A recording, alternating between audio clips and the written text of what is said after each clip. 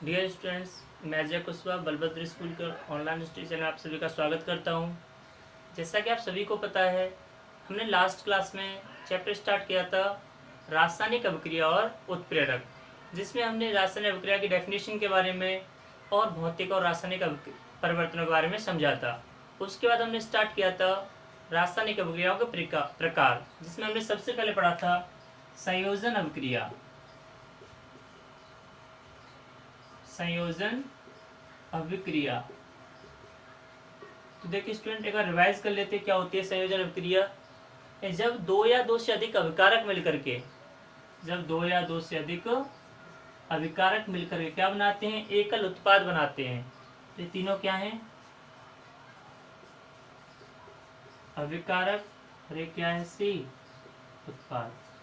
तो डेफिनेशन क्या होती है, जब दो या दो से अधिक अभिकारक मिलकर के एकल उत्पाद का निर्माण करते हैं तो अभिक्रिया क्या कहलाते हैं, संयोजन अभिक्रिया।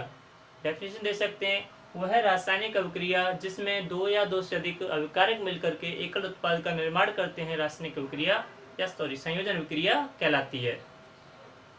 अब देखिए, क्योंकि दो या दो से अभिकारकों ने क्या बनाया, एक उत्पाद बनाया है, सभी एक साथ क्या वो जुड़ गए हैं, इसलिए हम कह सकते हैं यहाँ पर बंध का क्या होता है, निर्माण होता है। संयोजन अभिक्रिया में नए बंध का निर्माण होता है। नेक्स्ट पढ़ी थी हमने वियोजन अभिक्रिया। वियोजन का मतलब होता है टूटना। वियोजन अभिक्रिया, इसका अर्थ क्या होता है, टूटना। इसी का दूसरा नाम क्या था, अपघटनीय अभिक्रिया। तो देखिए, जब एकल अभिकारक टूट करके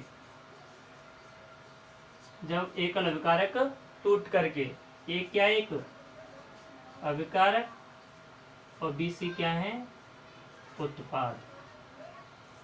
जब एकल अभिकारक टूट करके दो या दो से अधिक उत्पाद का निर्माण करता है तो उसे क्या कहते हैं, वियोजन अभिक्रिया। यानी वह रासायनिक अभिक्रिया जिसमें एकल अभिकारक टूट करके दो या दो से अधिक उत्पाद निर्माण करते हैं, वह रासायनिक अभिक्रिया जिसमें एकल अभिकारक टूट करके दो या दो से अधिक उत्पाद का निर्माण करता है, वियोजन अभिक्रिया कहलाती है। क्योंकि यहाँ पर अभिकारक टूटा है, इसका मतलब क्या है, यहाँ पर बंध टूटता है, यहीं बंध का वियोजन होता है। संयोजन की उल्टी है, संयोजन में बंध का निर्माण होता है जबकि वियोजन में बंध का वियोजन होता है। इसके बाद आपको बताइए थी, वियोजन तीन प्रकार की होती है। किसके आधार पर, या तो ऊष्मा पाकर टूट सकता है पदार्थ, या सूर्य के प्रकाश से, या फिर टूट सकता है विद्युत धारा से। तो उसके आधार पर तीन प्रकार की अभिक्रिया थी, ऊष्मीय अपघटनीय, प्रकाश अपघटनीय, या फिर विद्युतीय अपघटनीय। डियर स्टूडेंट्स, आगे का टॉपिक स्टार्ट करते हैं।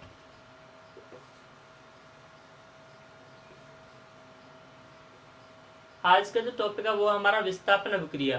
लेकिन डियर स्टूडेंट, विस्थापन अभिक्रिया को समझने से पहले हम समझते हैं सक्रियता श्रेणी, क्योंकि विस्थापन अभिक्रिया तभी समझ में आएगी जब हमें क्या आती होगी, सक्रियता श्रेणी। तो देखिए सक्रियता श्रेणी क्या होती है।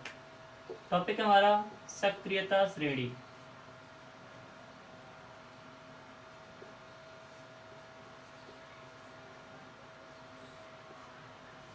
अब बात करते हैं सक्रियता श्रेणी क्या होती है। देखो नाम में देखा, सक्रियता यानी क्रियाशीलता के बारे में बताती है। किसके बारे में बताएगी, क्रियाशीलता के बारे में। तो सिंपल सी डेफिनेशन इसकी, एक ऐसी श्रेणी जिसमें तत्वों को उनकी क्रियाशीलता के, किसके, क्रियाशीलता के अवरोही क्रम में रखा गया है। कौन सा क्रम, अवरोही क्रम। यानी एक ऐसी श्रेणी जिसमें तत्वों को उनकी क्रियाशीलता के अवरोही क्रम में रखा गया है, क्या कहते हैं, सक्रियता श्रेणी। अब बात करते हैं अवरोही क्रम क्या होता है।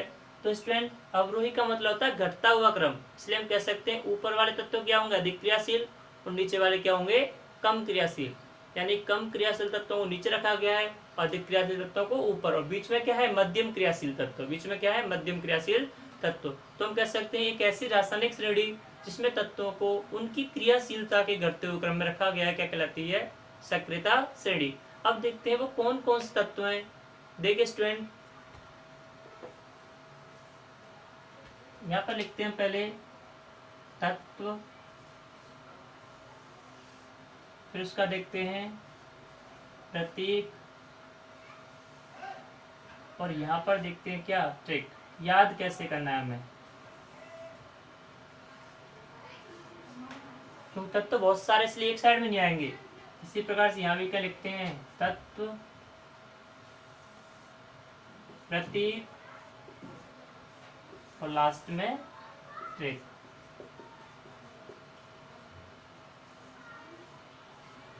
तो देखिए स्टूडेंट, पहले समझते ट्रिक को, क्यों अगर आपको एक बार ट्रिक समझ में आ गई तो आप तत्व और उनका प्रतीक भी याद कर सकते हो। लेकिन ट्रिक नहीं आई तो इतने सारे तत्वों को क्रम से याद रखना क्या है, थोड़ा टिपिकल हो जाता है। तो देखिए स्टूडेंट, ट्रिक होती है बहुत सिंपल है। प्रोफेसर, कोई प्रोफेसर है जिनका नाम क्या है, एस.सी. माजिल। नाम क्या है, एस.सी. माजिल। देखो किसी का भी नाम हो सकता है शॉर्ट में, जैसे कि मेरा नाम क्या है, A.K. अजय कुशवाहा। ऐसे उसका नाम क्या है, एस.सी. और पीछे मान लो कुछ लगाता है क्या, माजिल। जैसे मैंने बोला professor Sinha, professor R.K. Sinha, तो R.K. उनका कुछ नाम होगा, कुछ भी हो सकता है, ऋषभ कुमार हो सकता है, और पीछे क्या लगाते हो, सिन्हा। तो ऐसे ही professor S C. माजिल।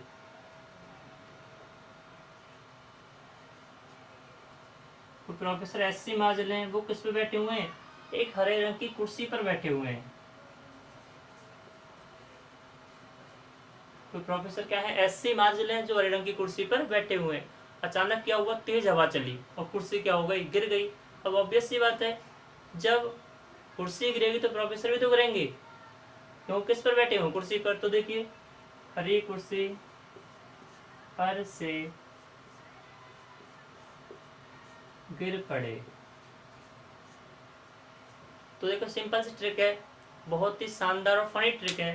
Professor S C. Majil, इसको आपको ऐसे पढ़ना है, पूरा M.A.Z.I.L नहीं पढ़ना, माजिल, माजिल हरी कुर्सी पर से गिर पड़े। यानी कोई प्रोफेसर एस.सी. माजिल थे, वो आराम से कुर्सी पर बैठे हुए थे, तभी क्या हुआ, हवा चली और कुर्सी क्या हो गई, गिर गई। जब कुर्सी गिर गई तो सीधी सी बात है, वो भी इस पर बैठे थे, वो भी क्या हो गई, गिर गए। अब हमें ये नहीं देखना वो कैसे बैठे थे, कहाँ पर बैठे थे, हमारी तो ये क्या ट्रिक है, ये हमारे काम की नहीं, ये बस किस लिए है, जिससे कि हम तत्वों को क्या कर सकें, क्रम से याद कर सकें। तो देखिए, professor, P for potassium, P for क्या होता है, potassium. S for sodium, S for क्या हो गया, sodium. C for calcium.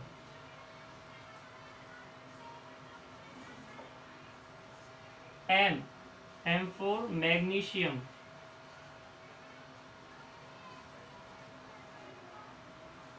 M के बाद कौन है स्टूडेंट्स, ए फॉर क्या होता है, एल्यूमिनियम।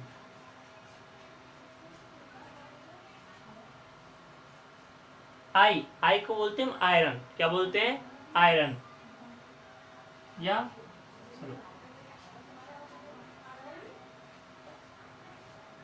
आयरन या बोलते हैं फेरस। नेक्स्ट आता है एल होता है लेड, एल क्या होता है, लेड। हरी यानी एच फॉर हाइड्रोजन।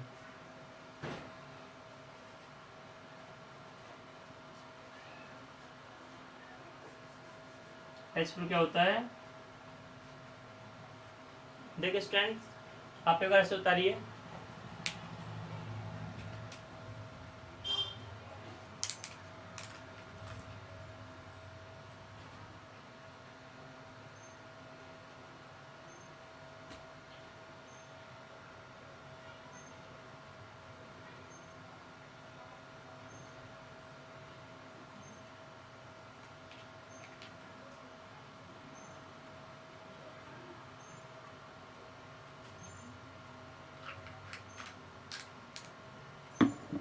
चलिए देखते हैं।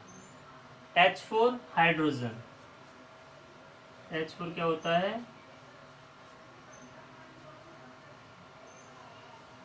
हाइड्रोजन। कुर्सी यानी कि सी फोर कॉपर।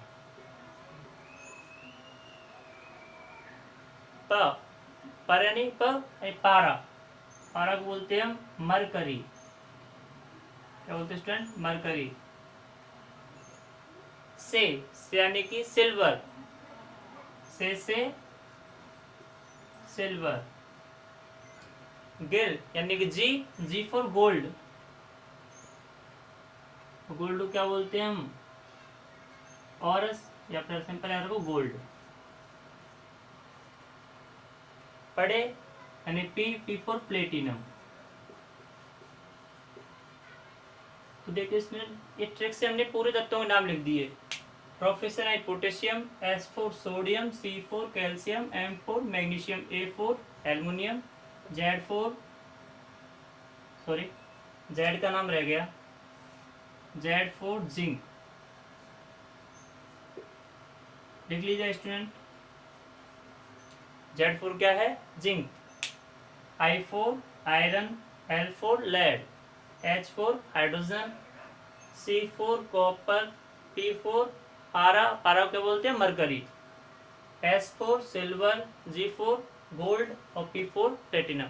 अब देखते हैं इसके प्रतीक के बारे में। तो देखिए प्रतीक क्या होते हैं, पोटेशियम यानी के, सोडियम यानी कि Na, कैल्शियम का C, मैग्नीशियम का Mg, एल्युमिनियम का Al और Zn का जिंक, आयरन का Fe, लेड का क्या होता है Pb, हाइड्रोजन का H, कॉपर का प्रतीक होता है Cu, मरकरी का Hg, सिल्वर का Ag, गोल्ड का Au और प्लेटिनम का Pt।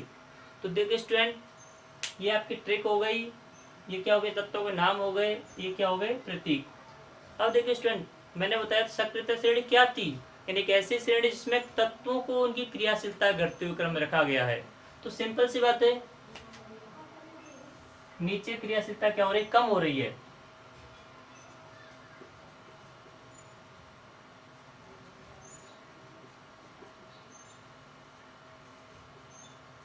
नीचे क्रियाशीलता लगातार क्या हो रही है, कम, इसलिए हम कह सकते हैं सबसे अधिक क्रियाशील कौन होगा, पोटेशियम, सर्वाधिक क्रियाशील।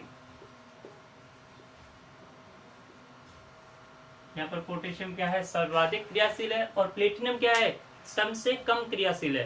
यानी पोटेशियम के बाद क्रियाशीलता किसकी है, सोडियम की, उसके बाद कैल्शियम की। इसी प्रकार से नीचे की तरफ क्या होती गई, क्रियाशीलता घटती गई है। तुम कह सकते हैं इस श्रेणी में ऊपर वाले तत्व नीचे वाले तत्वों की तुलना में क्या है, अधिक क्रियाशील है। जैसे मान लीजिए ग्रुप लिया मैंने, Zn का और Fe का लिया, किसका लिया, Zn का और Fe का, तो हम कह सकते हैं नीचे वाला Fe है तो इसकी क्रियाशीलता Zn की तुलना में क्या है, कम, या फिर हम कह सकते हैं Zn की क्रियाशीलता Fe की तुलना में क्या है, अधिक है। क्या है, अधिक। ऐसे मान लो ग्रुप लिया मैंने किसका, Cu का और Au का, तो कह सकते हैं गोल्ड की तुलना में कॉपर अधिक क्रियाशील है, या फिर कॉपर की तुलना में गोल्ड कम क्रियाशील है। तुम कह सकते हैं कि ऊपर वाले तत्व अधिक क्रियाशील होते हैं, नीचे वाले कम क्रियाशील। तो इस प्रकार से सर्वाधिक क्रियाशील कौन हुआ, सर्वाधिक क्रियाशील हुआ हमारा पोटेशियम। तो सक्रियता श्रेणी क्या होती है, एक ऐसी श्रेणी जिसमें तत्वों को उनको क्रियाशीलता घटते हुए क्रम में रखा गया है। तो स्टूडेंट, विस्थापन अभिक्रिया को समझने के लिए सबसे पहले आपको ये सक्रियता श्रेणी आनी जरूरी है, क्योंकि अगर आपको जब तक ये समझ में नहीं आएगी आप विस्थापन अभिक्रिया को भी नहीं समझ सकते। तो देखिए स्टूडेंट, अब स्टार्ट करते हैं हम विस्थापन अभिक्रिया।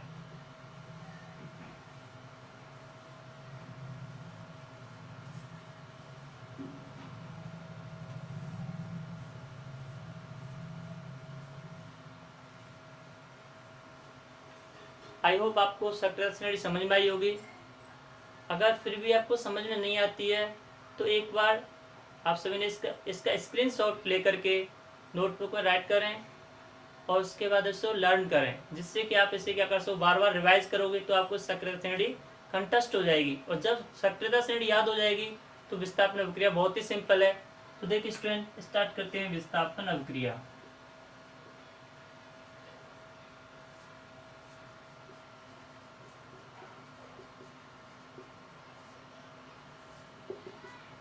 विस्थापन अभिक्रिया, नाम से दिख रहा है विस्थापन, यानी स्थान बदलेगा। क्या बदलेगा, स्थान। और सिंपल सी बात है, स्थान कैसे बदलेगा, एक तत्व किसी दूसरे को हटाएगा। क्या करेगा, एक किसी दूसरे को हटाएगा। जैसे कि एक एग्जांपल लेते हैं, एक क्लास में 2 स्टूडेंट हैं, एक है ए और एक है बी। ए क्या है? ताकतवर है, और बी क्या है? कमजोर है। अगर मान लो बी किसी स्थान पर बैठा हुआ है और वहां पर कौन आ गया? ए आ गया, तो आसानी से इसको वहां से क्या कर सकता है? उठा सकता है, क्योंकि इसकी ताकत क्या है, यानी क्षमता इसकी क्या अधिक है, किसकी तुलना में? बी की तुलना में। लेकिन ऐसा नहीं हो सकता कि बी इसको क्या कर दे? हटा दे। मान लो ए बैठा हुआ है और बी आ जाए, तो बी ए को नहीं हटा सकता, क्योंकि बी की क्रियाशीलता या क्षमता ए से क्या है? कम है। तो उसी प्रकार से विस्थापन अभिक्रिया में होगा, अधिक क्रियाशील तत्व कम वाले को तो हटा देगा, लेकिन कम क्रियाशील अधिक वाले को नहीं हटा पाएगा। तो देखिए डेफिनेशन क्या हो जाएगी? वह रासायनिक अभिक्रिया जिसमें अधिक क्रियाशील तत्व द्वारा कम क्रियाशील तत्व को विस्थापित कर दिया जाता है, विस्थापन अभिक्रिया कहलाती है। दोबारा समझते हैं, वह रासायनिक अभिक्रिया जिसमें अधिक क्रियाशील तत्व द्वारा कम क्रियाशील तत्व को विस्थापित कर दिया जाता है, क्या कहलाती है? विस्थापन अभिक्रिया। एग्जाम्पल समझते हैं। एक एग्जाम्पल लिया मैंने, Zn प्लस, चलो इसको लेते हैं CuSO4 प्लस Zn, ऐसे ले लेते हैं। तो देखिए स्टूडेंट, हमारे पास दो मुख्य तत्व है, कॉपर और एक जिंक। एक क्या है? कॉपर और क्या है? जिंक। इसका नाम होता है कॉपर सल्फेट। पूरे का नाम क्या है? Copper sulphate. इससे कौन अभिक्रिया कर रहा है? जिंक। तो देखिए अभी मैंने सक्रियता श्रेणी पढ़ी थी, तो सक्रियता श्रेणी आप जब खोल कर देखोगे तो पता चलेगा कि Zn कहाँ होता है? ऊपर। किससे? कॉपर से। यानी कॉपर के ऊपर कौन होता है? जिंक। और कॉपर का होता है नीचे। तो सीधी सी बात है, जिंक की क्रियाशीलता किससे अधिक है? कॉपर से। तो इसलिए जिंक कॉपर को क्या कर सकता है? विस्थापित कर सकता है। तो देखिए विस्थापित कैसे करेगा? Zn किसका स्थान ले लेगा? Cu का, और क्या बन जाएगा? ZnSO4 प्लस Cu, यानी कि जिंक सल्फेट। और कॉपर क्या हो गया? अलग हो गया। या हम कह सकते हैं कि यहाँ पर जिंक की क्रियाशीलता क्या थी? अधिक थी, इसलिए इसने कॉपर सल्फेट में से कॉपर को क्या कर दिया? विस्थापित कर दिया। अगर हम इस को लिखना चाहें तो कैसे लिखेंगे? जब कॉपर सल्फेट विलयन में जिंक की छड़ डाली जाती है तो जिंक अधिक क्रियाशील होने के कारण कॉपर सल्फेट के विलयन में से कॉपर या Cu को विस्थापित कर देता है और जिंक सल्फेट का निर्माण करता है। वो कौन सी अभिक्रिया कहलाएगी? ये विस्थापन अभिक्रिया। जैसे हम समझते हैं, मान लीजिए हमारे पास दो पात्र हैं, सॉरी एक पात्र है हमारे पास, कोई एक पात्र है हमारे पास है, और इसमें क्या भरा हुआ है? CuSO4 विलयन। क्या भरा हुआ है? और इसका रंग कैसा होता है? नीला। ध्यान रखना, कॉपर सल्फेट विलयन का रंग कैसा होता है? नीला। हमारे पास एक कोई भी क्या है? एक फ्लास्क है, कांच का होता है, क्यों? जितने भी प्रयोगशाला वाले बर्तन होते हैं उसके होते हैं कांच के बने होते हैं। तो कांच का एक फ्लास्क है जिसमें क्या भरा हुआ है? कॉपर सल्फेट का विलयन। अब मैंने क्या किया, इस कॉपर सल्फेट के विलयन में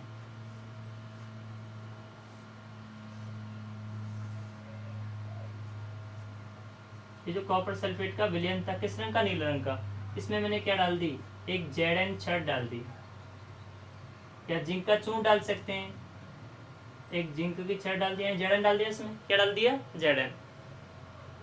क्योंकि ये विलयन किसकी वजह से नीला था? कॉपर सल्फेट की वजह से। यानी यहाँ पर क्या है? Copper sulphate.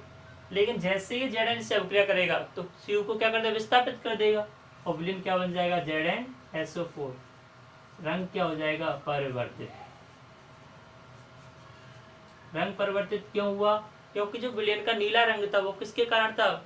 कॉपर के कारण। लेकिन अब वहां पर कॉपर का विलयन नहीं रहा, विलयन किसका बन गया? जिंक का, जिंक सल्फेट बन चुका है, तो रंग परिवर्तित हो जाएगा। तो जब भी कैसा क्वेश्चन आए कि मान लो एक क्वेश्चन आया, जब कॉपर सल्फेट के विलयन में जिंक चूर्ण या जिंक छड़ डाली जाती है तो विलयन का रंग क्यों बदल जाता है? तो आंसर क्या होगा?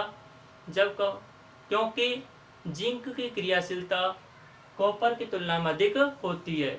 जैसे ही कॉपर सल्फेट विलयन में जिंक छड़ डाली जाती है, जिंक धातु कॉपर को विस्थापित करके जिंक सल्फेट का निर्माण करती है और विलयन का रंग बदल जाता है।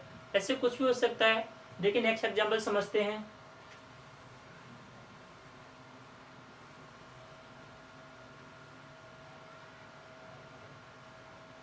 जैसे मैं लिया, विलयन लिया किसका मैंने,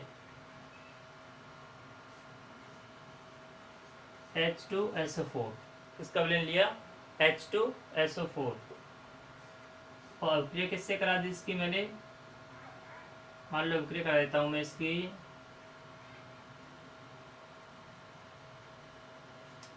चलो Zn एक अच्छा धातु है, इसकी करा देते हैं Zn से। अब हम जानते हैं हाइड्रोजन की तुलना में Zn क्या है, अधिक क्रियाशील है। हाइड्रोजन की तुलना में Zn क्या है, अधिक क्रियाशील है। इसलिए इसको विस्थापित कर दे तो क्या बन जाएगा, ZnSO4 प्लस कौन सी गैस निकलेगी, H2। तो ध्यान रखना स्टूडेंट, जब अधिक क्रियाशील तत्व द्वारा कम क्रियाशील तत्व को विस्थापित कर दिया जाता है तो वहां पर कौन सी अभिक्रिया होती है, विस्थापन अभिक्रिया।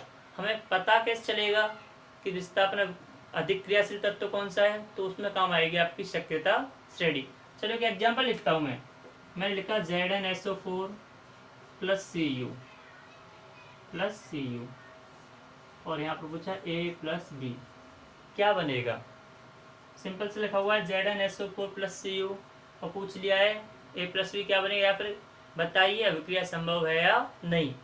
तो स्टूडेंट आपको क्लियर दिखना है, आपको चेक करना है मुख्य परमाणु के हमारे पास Zn और Cu, हमें देखना है कौन अधिक क्रियाशील है। तो जब आप सक्रियता श्रेणी को चेक करोगे तो पता चलेगा Zn की क्रियाशीलता क्या है, Cu से अधिक है। इसका मतलब Cu कभी भी Zn को विस्थापित नहीं कर सकता। तो जब Cu Zn को विस्थापित नहीं कर सकता तो इसका मतलब A प्लस भी कुछ बनेगा ही नहीं, यानी अभिक्रिया संभव नहीं है। जबकि अगर मैं लिखता CuSO4 प्लस Zn, तो हम जानते हैं Zn के अधिक है किससे, Cu से, तो क्या बन जाता, ZnSO4 प्लस Cu। तो ध्यान रखना स्टूडेंट, अधिक क्रियाशील तत्व कम को क्रियाशील तत्व को विस्थापित कर सकता है, लेकिन कम वाला कभी भी अधिक वाले को विस्थापित नहीं कर सकता। तो ये वाली जो क्रिया है सेकंड वाली, ये संभव है, लेकिन फर्स्ट वाली संभव नहीं है। कल हम पढ़ेंगे द्विविस्थापन अभिक्रिया, क्योंकि टाइम काफी हो चुका है। तो स्टूडेंट आप जो आपको मैं सक्रियता श्रेणी समझाइए उसको कंठस्थ कीजिएगा, क्योंकि जब तक आपकी सक्रियता श्रेणी समझ में नहीं आएगी जब तक विस्थापन अभिक्रिया को समझना भी कठिन रहेगा। और कोशिश करना ट्रिक से याद करने की, क्योंकि ट्रिक आप अगर एक आप दिमाग में चली गई तो उसे कभी भूल नहीं सकते हो। आज की क्लास को हम यही खत्म करते हैं। Stay safe, stay home.